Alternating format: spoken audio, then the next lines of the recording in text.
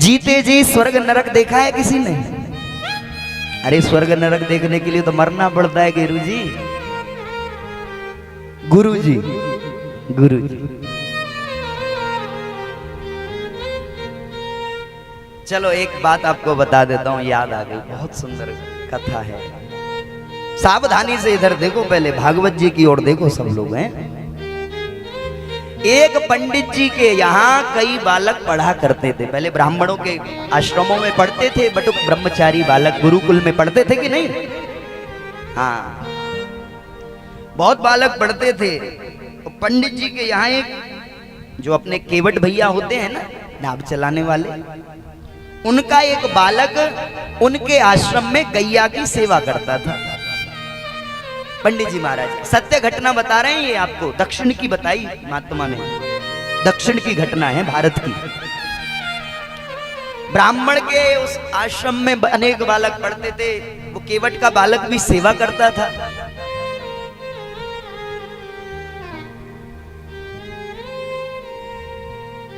एक दिन क्या हुआ, वह युवा बालक कुछ सेवा कर रहा था, जंगल में कुछ काम करने गया था आश्रम का, उसको सर्प ने काट लिया और उसके प्राण छूट गए। प्राण छूट गए तो पंडित जी महाराज को बड़ा दुख लगा। हमारे आश्रम में बालक रहता था, सब सेवा संभालता था, गैया मैया की सेवा करता था, संतों की सेवा करता था, हैं? अरे सेवक चला जाए तो कितना दुख हो जाता है। तो भैया भरद्वाज जी, वो बालक मर गो तो पंडित जी महाराज ने अंत्येष्टि क्रिया वगैरह उसकी सब काम कराए, विधि विधान से जो भी होते हैं मरने के बाद। उसके मरने के कुछ महीने बाद ब्राह्मण देवता अपनी कुटिया में, सर्दी का समय था भैया, शाम हो गई थी, और शाम को अपने थोड़ा किवाड़ लगाकर अपनी कुटिया की कुछ लिख पढ़ रहे थे पंडित जी महाराज। शाम का समय था। अभी पंडित जी ने देखा जो बालक कुछ महीने पहले मर गया वो सामने खड़ा है घर के अंदर। अब सोचो, अब जो चला जाए और वो तुम्हारे सामने आके खड़ा हो जाए कुछ महीने बाद, तो फिर एक ही बात याद आवे कि भूत पिशाच निकट नहीं आओगे, माओ भीड़ जो बनाऊं सुनावे ना से रो घरे सब बीरा जबत रंद्र वीरा संकट दे हनुमान चढ़ावे। सबरे देवी देवता याद आ जाएंगे महाराज। पंडित जी को भी आ गए उस समय, पसीने पसीने हो गए सर्दी में महाराज पंडित जी। अरे भैया तेरे तो प्राण छूट गए थे, तू हमारे सामने कैसे आ गया? उस बालक ने आके प्रणाम किया, पंडित जी राम राम। राम राम भैया, आपने पहचाना मुझे? अरे बहुत अच्छे से पहचान लिया भैया, देख पसीना आ गए तुझे पहचानने में। तुम यहाँ कैसे आए? तुम कोई भूत बन गए हो, प्रेत बन गए हो, पिशाच बन गए हो, ब्रह्मराक्ष क्या बन गए हो? बोले हम यमदूत बन गए। क्या बन गए? यमदूत। नरक में किसी को नौकरी चाहिए तो उसका प्रोसेस ये कथा बता रही है। यमदूत बनने की भी एक प्रक्रिया है, एक एग्जाम देना पड़ता है। आप बताइए, आपने सुनी कथा ये? यमदूत बनने के लिए एग्जाम देना पड़े, पेपर देना पड़े, हैं? BA MA MBBS पाने के लिए तो चलो एग्जाम हमने सुना है कि देने पड़ते हैं। यमराज की यमपुरी में यमदूत बनने के लिए कौन सा परीक्षा देनी पड़ती है भैया? बोले महाराज जी ये बात फिर हम किसी दिन और बताएंगे। वो नहीं नहीं नहीं, हमें तो रात को नींद नहीं आएगी, अब तुम बता के जाओ। ये बात पुराणों में तो कहीं दिख नहीं रही है भैया, बताओ कैसे बन रही है? तुम यमदूत बने कैसे? अब वो आदमी बता रहा है यमदूत कौन बनता है और कैसे बनता है, सुन लो ध्यान से।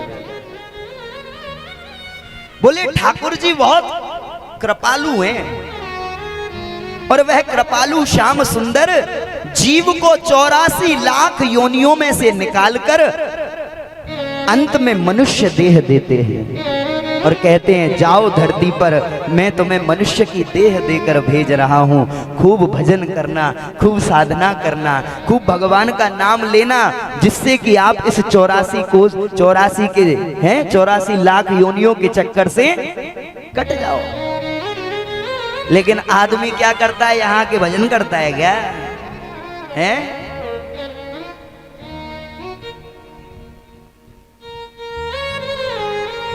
नहीं करता भैया।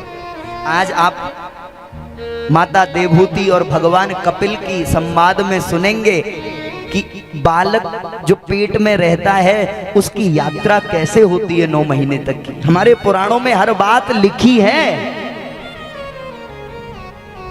कोई डॉक्टर ये बात नहीं बताई पाई, कोई बात नहीं, हमारे पुराण उठाकर देख लीजिए, सब बात आपको एकदम क्लियरिटी के साथ समझा देगी।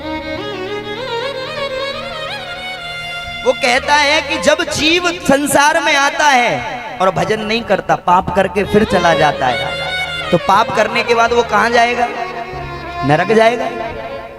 नरक में जाने के बाद फिर वो नरक की यातनाएं भोगता है। ध्यान से सुनना, फिर 84 लाख योनियों भोगनी पड़ती हैं। फिर अंत में भगवान उस पर कृपा करके फिर उसे मनुष्य देह देते हैं। बोले जा भैया अपना कल्याण कर ले, भजन कर लेना, इस धरती पर आदमी बना के भेज रहा हूं, मनुष्य बना के भेज रहा हूं। लेकिन वो अपनी मस्ती में कुछ याद नहीं रखता है को भगवान को भजन। बहुत ज्ञानी लोग मिलते हैं, वो कहते हैं महाराज इतना ही नरक है, इतना ही स्वर्ग है, तो फिर ऊपर कहा है नीचे कहा है? ये 14 लोग बताएं पुराणों में, ये सब ऐसे ही मनगढ़ंत बातें हैं? भगवान कहते हैं ये सब मनगढ़ंत बातें नहीं, एक एक बात सत्य, प्रतिशत सत्य है। जब बार बार वो नरक जाता है, फिर 84 लाख योनियों में जाता है, फिर भगवान उसे मनुष्य बनाते हैं। ऐसा जब 100 बार वो मनुष्य जन्म देह लेकर चक्कर लगा लेता है, तो यमराज कहते हैं भैया अब ये इसका 100वां चक्कर है नरक का, और मुझे तो लगता है ये नरक का बहुत बड़ा भक्त है। बार बार भगवान इस पर कृपा करते हैं मुक्ति करने के लिए, लेकिन ये मुक्ति नहीं कर पाता अपनी, ये बार बार पाप करके नरक आ जाता है। इसलिए इसको नरक से बड़ा प्रेम है, इसे तो नरक में ही रहने दो परमानेंट, इसे यमदूत बना दो। नरक की सारी व्यवस्थाएं भी ये इतनी बार देख चुका है, तो इसे समझाने की भी जरूरत नहीं पड़ेगी। कार्य इसको पता है कि क्या करना है, यहाँ पर किसको किस कढ़ाई में डालना है, किसका क्या करना है? इसको सब पता होता है। तो जो 100 बार नरक की यात्रा कर लेता है, वो महात्मा बता रहे थे ऐसी कथा, तो वो यमदूत बन जाता है। फिर पंडित जी महाराज पूछने लगे, अच्छा तुम हमारे सामने क्यों आए भैया? हमने तो सुना है कि जब अंत समय आ जाता है तभी यमदूत दिखते हैं, क्या हमारा अंत समय आ गया? बोले नहीं नहीं नहीं नहीं, आपके पास तो हम रहे थे ना, इसलिए प्रणाम करने के लिए आ गए। आपके ही मोहल्ला में एक सेठ जी हैं, उनका दिन पूरे हो गए, उनको लेने आए, थोड़ा समय था तो हमने कहा अपने गुरु जी से थोड़ा बतिया लें। अच्छा कौन से सेठ जी की बात कर रहे हो? नाम बताया वो सेठ जी। अरे बोले वो तो अपने पोते की अभी अभी लगन हमसे निकलवा कर लेकर गए शादी के लिए। बोले लगन भगन का मुहूर्त तो आप जानो पंडित जी महाराज, उसका तो मुहूर्त ऊपर जाने का आ गया। भैया कैसे मारेगा उसको? अरे बोले मृत्यु जो क्या है, मृत्यु तो बहाना ढूंढती है। पेट में थोड़ा सा दर्द होगा और कहेगा अरे मरा, और मर गया। और ऐसा ही हुआ। थोड़ी देर बाद पंडित जी ने जब मोहल्ले में आवाज सुनी तो रोने की चिल्लाने की आवाजें आने लगी। पंडित जी को समझ आ गया ये स्वप्न तो नहीं था, ये जो अभी घटना घटी है मेरे सामने, वो जो लड़का आया है वो था, सत्य था। अच्छा जाते हुए उसने, पंडित जी ने बोल दिया था उसको, भैया कभी तुमको टाइम मिले ना थोड़ा सा आते रहा करो, तुम्हारे साथ बढ़िया सत्संग की बातें हो गई। एक बार वो फिर दोबारा आया, गुरुजी प्रणाम। यमदूत को देखकर गुरुजी बोले और सब बात तो सही है, लेकिन हम तुमसे एक बात जानना चाहते हैं। बोले बोलो। बोले क्या हमें तुम जीते जी नरक सुरग दिखा सकते हो? अरे गुरुजी उसके लिए तो मरना पड़ता है, इस शरीर से थोड़ी जाया जाता है नरक सुरग, तो उसके लिए तो सूक्ष्म देह होती है। अरे बोले फिर चेला का फायदा क्या? नरक में नौकरी करने का अपने चेले का फायदा क्या? भगवान कहते हैं एक दिन यमराज उस यमदूत पर बहुत प्रसन्न हो गए भैया। और यमराज ने कहा भैया तू अपनी ड्यूटी का पक्का है, बिल्कुल समय पर आता है, सारे काम बढ़िया करता है, आज हम तुझसे बहुत खुश हैं, मांग। क्या मांगना चाहता है? अब उसे अपने लिए तो कुछ नहीं मांगना था, अपने गुरुजी की बात याद आ गई। यमराज से बोला हे धर्मराज, अगर आप मुझ पर प्रसन्न हैं तो एक वरदान दे दीजिए। क्या? बोले धरती पे हमारे एक पंडित जी गुरुजी रहते हैं। अच्छा फिर? बोले वो जीते जी नरक और स्वर्ग दोनों देखना चाहते हैं। यमराज भी बहुत हंसे, बोले बढ़िया जी पंडित जी हैं, जीते जी तो कोई नहीं देख पाता है, लेकिन चलो अब हमने तुमने वचन दे दिया है, आज ज्यादा खुश हैं हम तुम पर, तो सोते हुए पंडित जी की खटिया उठा ला हो जाएगी। अब पंडित जी सो रहे बढ़िया अपने कक्ष में, चार यमदूत गए, खाट के समेत उठा लिया और नरक में लाके वो खटिया रख दी उनकी। अब पंडित जी ने जैसे ही महाराज नरक में खटिया गई तो वहां तो चील चिल्लाहट, और महाराज लोग दर्द के मारे, पीड़ा के मारे खूब जोर से शोर मचा रहे, रो रहे। उनकी नींद खुल गई। उन्होंने कहा ओ ये तो चारों तरफ आग लग रही है, ये नरक ये क्या है? बगल में देखा तो चेला खड़ा था। बोले गुरुजी आप ही ने तो बोला था नरक देखना है, स्वर्ग देखना है। दिखाने आ गए, देखो नरक। अरे बड़े ध्यान से सुनना, बहुत गजब की कथा है, सुनी पहले कभी है? जीते जी नरक स्वर्ग देखने की कथा, ध्यान से सुनो, बहुत आनंद आ रहा है। अब पंडित जी कहते हैं हमको नरक दिखाओ। अब 28 प्रकार के नरक हैं पुराणों में, और 28 के एक एक के 28 और हैं।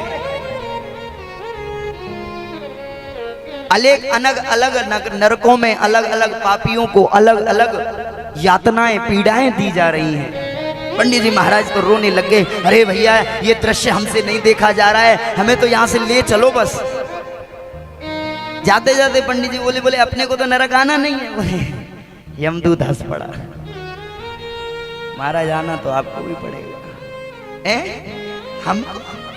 हमको नरक आना पड़ेगा? इतना भजन किया दुनियादारी का, हमको नरक आना पड़ेगा? हाँ गुरुजी आपको नरक आना पड़ेगा। क्यों? बोले गांव का एक मोची था, आपके गांव का, आपने उससे अपना जूता बनवाया था चमड़े का, और 2 पैसा, मात्र 2 पैसा उसकी मजदूरी बनती थी। आपने उसकी वो मजदूरी, अरे तुम तो हमारे गांव के हो, हम तो महाराज हैं, ये हैं वो हैं, ऐसे कह के आपने उसके 2 पैसे जो ईमानदारी के बनते थे उनको नहीं दिया। अब उस 2 पैसे के अपराध को चुकाने के लिए आपको नरक आना पड़ेगा। पंडित जी बोले हम जैसे ही धरती पे जाएंगे ना, अब सबसे पहले उस मोची को ढूंढेंगे, 2 पैसे की जगह 2 रुपया देंगे। बोले अब ये करना भी व्यर्थ है पंडित जी महाराज। बोले क्यों? बोले वो मर चुका है, वो धरती पे है ही नहीं। बोले भैया वो कहाँ है? बोले यही नरक में ही है, वो भी पापी है, यही यातनाएं भोग रहा है। बोले हमको मिलाओ उससे भैया। पंडित जी गए उस मोची के पास, मोची से कहा भैया तेरे 2 पैसे रहते थे, यहाँ तो वैसे पैसा चलता भी नहीं है, नरक में लाए भी नहीं है हम, लेकिन तेरा कर्जा तो उतारना है जिससे कि हम नरक की आग में ना जलें। ऐसा कर 2 पैसे का जितना चमड़ा होता है उतना चमड़ा मेरी पीठ पे से काट ले। उसने रापी निकाली और बड़ा असहनीय दर्द हुआ पंडित जी महाराज को। एक बिलंदा उनका चमड़ा जो है उसने काट लिया। अब नरक की आग में जलने से तो बढ़िया था थोड़ी देर का वो दर्द। अब पंडित जी ने कहा अब हमें यहां नहीं रुकना, स्वर्ग दिखाने की भी बात हुई थी, अब हमको स्वर्ग दिखाओ। जैसे ही पंडित जी नरक से जाने लगे, पंडित जी ने देखा एक आदमी बड़ी पीड़ाएं सहन करने के बाद भी हंस रहा है नरक में। अरे भैया चारों तरफ तो रो रहे हैं, बिलगा रहे हैं, और ये कौन सी मस्ती में बैठा है, ये हंस रहा है नरक की आग में जलकर भी। यमदूत के नेत्रों में आंसू आ गए। उसने कहा गुरुजी इस पापी के घर में आज एक भक्त बालक का जन्म होने वाला है। जैसे ही इसके घर में भक्त बालक का जन्म होगा, ये तो क्या, इसकी 21 पीढ़ी भी जो नरक में जल रही हैं, वो भगवान के धाम को चली जाएंगी। इसीलिए ये देख देख कर खुश हो रहा है कि मेरे घर में एक भक्त का जन्म होने जा रहा है, मैं नरक की आग से निकल जाऊंगा, इस बात की खुशी है। अच्छा, इतना कहकर नरक से पंडित जी महाराज निकले। अब स्वर्ग भी तो देखना था। हाँ, स्वर्ग में तो आनंद है महाराज। 5 स्टार होटल में आप जाते हो, गए हो 5 स्टार होटल में, गए हो कभी? भगवान करे आप 7 स्टार में जाओ। भगवान से ये प्रार्थना हमारी, तो भगवान आपको बहुत लक्ष्मी दे, बहुत आपके बालकों को आगे बढ़ाए, है ना। बिना लक्ष्मी के तो बाउंसर घुसे ना देंगे वहां में। हाँ, मोटे मोटे बड़े खड़े रहते हैं। 5 स्टार होटल में आप जाते हो तो अपने कमरे में ना एक बटन दबाते हो, बटन, वहीं पे हमारा जूस आ जाता है, वहीं पे जो खाने का ऑर्डर करो तुरंत आ जाता है, रसीले रसीले रस आ जाते हैं। और जैसे ही किराया खत्म हुआ, वो कहते हैं महाराज या तो किराया भरो या फिर बाहर जाओ, हमें दूसरे को कमरा देना है। ऐसा ही हिसाब किताब स्वर्ग का है। स्वर्ग में कभी आदमी स्थायी नहीं रहता। आप सोचो कि एक बार स्वर्ग में पहुंच जाए फिर हम निकलेंगे ही नहीं, पट्टा कर लेंगे वहीं पे, धक्का मार के भगा दिया जाएगा आपको। क्षीणे पुण्यम मृत्युलोकम विशन्ति। जैसे ही आपका पुण्य रूपी किराया खर्च होगा, आपके पुण्य जब शून्य हो जाएंगे, खत्म हो जाएंगे, स्वर्ग से देवता धक्का मार देंगे, जाओ मृत्यु लोक में पुण्य कमाओ, तब स्वर्ग के अधिकारी बनो। इसलिए भैया नरक और स्वर्ग दोनों ही खराब हैं। अच्छा क्या है? अच्छा है भगवान का धाम, जहां जाने के बाद जीव कभी लौटता नहीं है। सदा सर्वदा परमात्मा अपने चरणों में उसे बिठा लेते हैं।